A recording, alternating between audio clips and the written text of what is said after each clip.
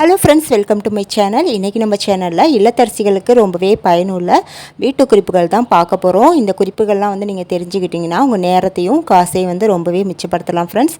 Okay, வாங்க இந்த சூப்பரான வீடியோக்குள்ளே போய் பார்க்கலாம்.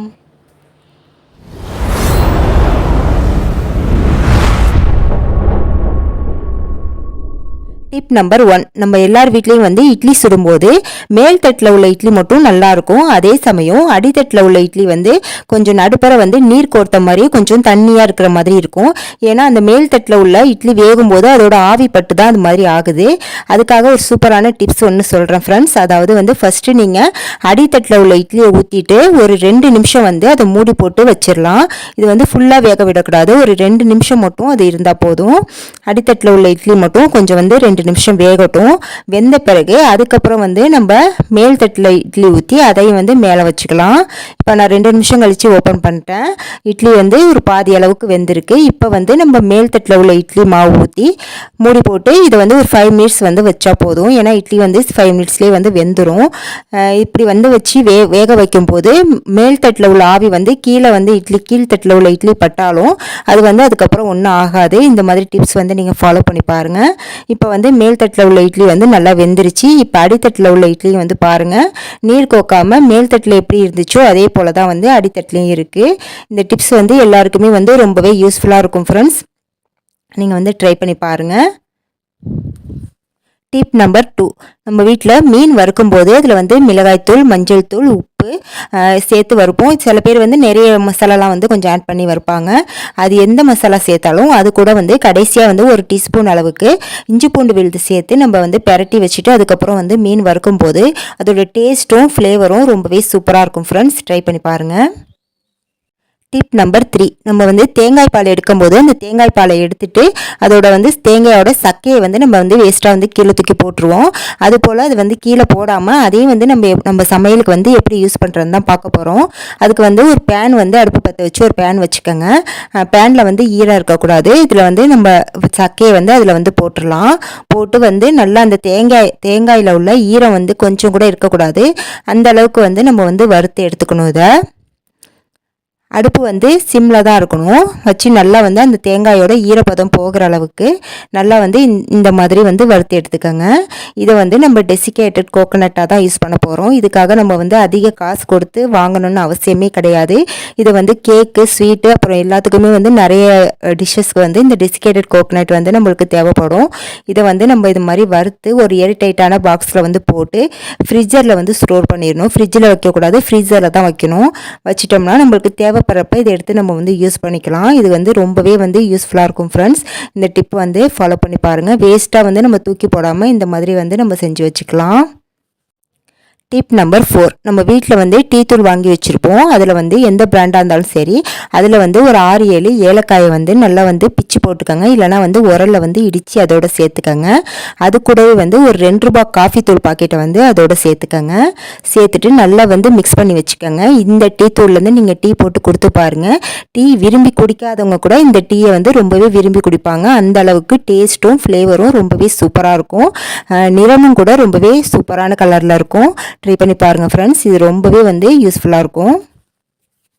Tip number 5. நம்ம தேங்காய் உடச்சிட்டு அதை ஒரு மூடி யூஸ் பண்ணிடுவோம். பாக்கி ஒரு மூடி இருக்கும்.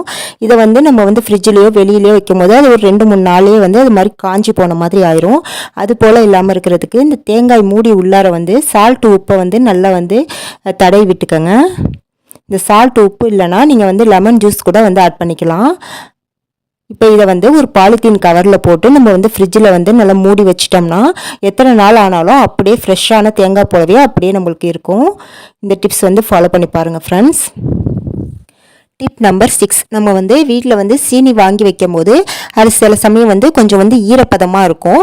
சொல்லப்போனால் நம்ம ஸ்டோரில் ரேஷன் கடைகளில் வாங்குகிற ஜீனி சில சமயம் கொஞ்சம் கலர் மங்கலாக கொஞ்சம் ஈரப்பதமாக இருக்கும். அப்படி நம்ம வைக்கும் போது கொஞ்ச நாளே அதுலேருந்து கொஞ்சம் பேட் ஸ்மெல் மாதிரி வர ஆரம்பிச்சிரும். அது போல் இல்லாமல் இருக்கிறதுக்கு சீனியில் நடுப்புற நல்லா காஞ்ச தேங்காய் சிரட்டையை நம்ம அதில் சொருகி வச்சிட்டோம்னா அதில் உள்ள ஈரப்பதத்தெல்லாம் அது தேங்காய் சிரட்டை உறிஞ்சிக்கும்.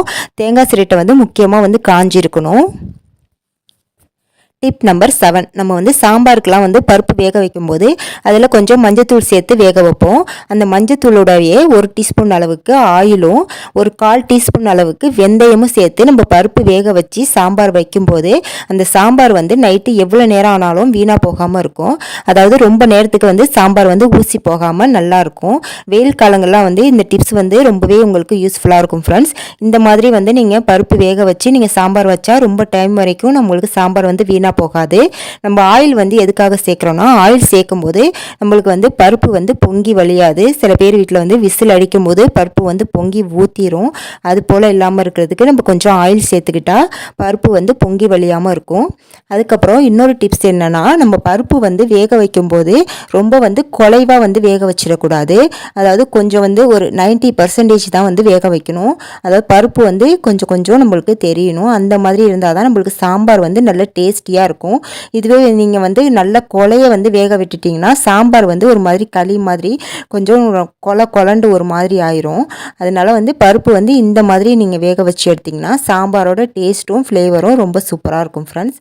டிப் நம்பர் 8, இந்த டிப்புக்கு நமக்கு தேவைப்படுறது பார்த்தீங்கன்னா அடுப்பு கறி தாங்க. அடுப்பு கறி வந்து ஒரு கைப்பிடி அளவுக்கு வந்து எடுத்துக்கலாம். இப்போ இதை வந்து ஒரு கேரி பேக்கில் போட்டோ இல்லைனா இது மாதிரி துணிப்பையில் போட்டோ நல்லா வந்து நுணுக்கி எடுத்துக்கணுங்க. அருவா வச்சோ இல்லை சுத்தியல் வச்சோ நல்லா வந்து தூளாக வந்து நுணுக்கி எடுத்துக்கோங்க. உங்களால் எவ்வளோ வந்து நுணுக்க முடியுமோ அந்த அளவுக்கு வந்து நல்லா நுணுக்கி எடுத்துக்கோங்க. இப்போ பார்த்தீங்கன்னா நான் வந்து நுணுக்கிட்டேங்க. இப்போ இதை வந்து நம்ம அப்படியே சல்லடையில் போட்டு சலித்து தனியாக வந்து எடுத்து வச்சுக்கலாம். நான் வந்து இப்போ டிப்ஸுக்கு தேவையான அளவுக்கு மட்டும் நான் ஒரு 2 டேபிள் ஸ்பூன் அளவுக்கு மட்டும் அந்த அடியில் வந்து தூளாக இருக்கும் பாருங்கள் நைஸாக, அதை மட்டும் நான் வந்து எடுத்து போட்டுக்கிறேன். இப்போ பார்த்தீங்கன்னா நான் ஒரு 2 டேபிள் ஸ்பூன் அளவுக்கு அந்த கறித்தூள் வந்து எடுத்திருக்கேன். இப்போ இது கூட நம்ம சேர்க்க போகிறது பார்த்தீங்கன்னா பேக்கிங் சோடாங்க. நம்ம ஆப்பத்துக்கெலாம் யூஸ் பண்ணுவோம்ல அந்த சோடா உப்பு தான். அது வந்து ஒரு 1 டீஸ்பூன் அளவுக்கு சேர்த்துக்கங்க. அடுத்து சேர்க்க போகிறது பார்த்தீங்கன்னா காய்ச்சின பாலுங்க. அதாவது கொஞ்சம் வெதுப்பாக இருக்கணும் பால். அந்த பாலை வந்து இதோட சேர்த்து மிக்ஸ் பண்ணிக்கோங்க. எவ்வளவு சேர்க்கணுன்னா நம்மளுக்கு இது வந்து கொஞ்சம் திக்கான பேஸ்ட் மாதிரி வந்து கிடைக்கணும். அந்த அளவுக்கு கொஞ்சம் கொஞ்சமாக சேர்த்து நல்லா வந்து மிக்ஸ் பண்ணிக்கலாம். இப்போ பாருங்கள், எனக்கு ஒரு 2 டேபிள் ஸ்பூன் அளவுக்கு தாங்க பால் வந்து தேவைப்பட்டுச்சு. இப்போ இதை வந்து நம்ம எதுக்கு வந்து யூஸ் பண்ண போகிறோம்னா, நம்ம வீட்டில் பாத்திரம்லாம் வந்து பார்த்திங்கன்னா இந்த மாதிரி வந்து ரொம்ப கீழே அடியில் வந்து ரொம்ப கருப்பாக ஒரே வந்து கரை பிடிச்சி அப்படியே இருக்குங்க. ஏன்னா நம்ம தொடர்ந்து வந்து யூஸ் பண்ணுறதுனால அப்படி இருக்கும். இதை வந்து நம்ம என்ன தான் வந்து கம்பி போட்டோ இல்லை வேறு எந்த லிக்விட் போட்டோ நம்ம தேய்ச்சாலும் அது வந்து போகவே போகாதுங்க. இதுக்கு வந்து சூப்பரான ஒரு லிக்விட் தாங்க நம்ம இப்போ ரெடி பண்ணது.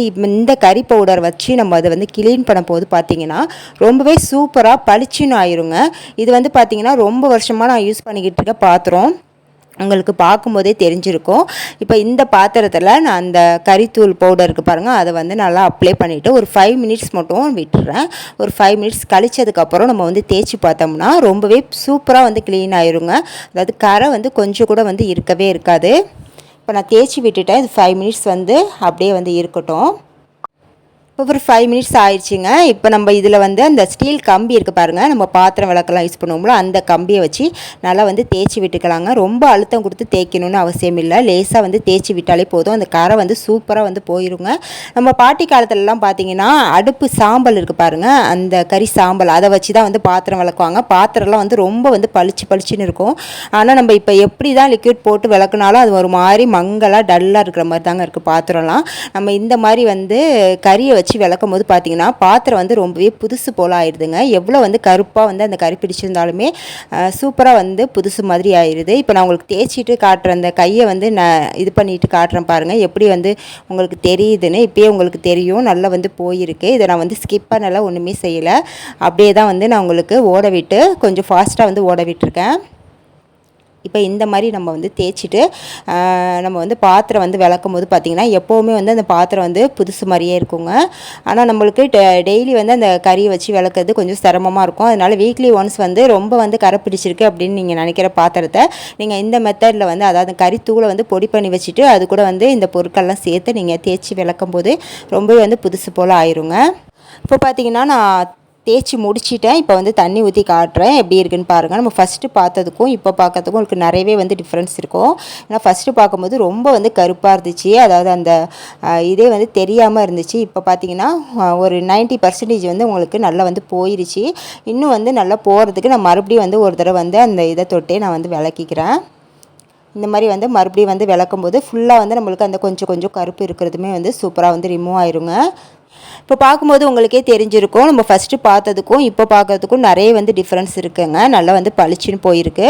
நீங்களும் வந்து இதே மெத்தடில் உங்கள் வீட்டில் இருக்கிற ரொம்ப கரை பிடிச்ச பாத்திரத்தை வந்து இந்த மெத்தடில் வந்து விளக்கி பாருங்கள். ரொம்ப வந்து புதுசு போல் சூப்பராக ஆயிருங்க. ட்ரை பண்ணிவிட்டு எப்படி இருந்துச்சுன்னு சொல்லுங்கள். இப்போ பார்த்தீங்கன்னா இந்த எண்ணெய் சட்டி பார்த்தீங்கன்னா எவ்வளோ ஒரு கரை பிடிச்சிருக்கு பாருங்கள்.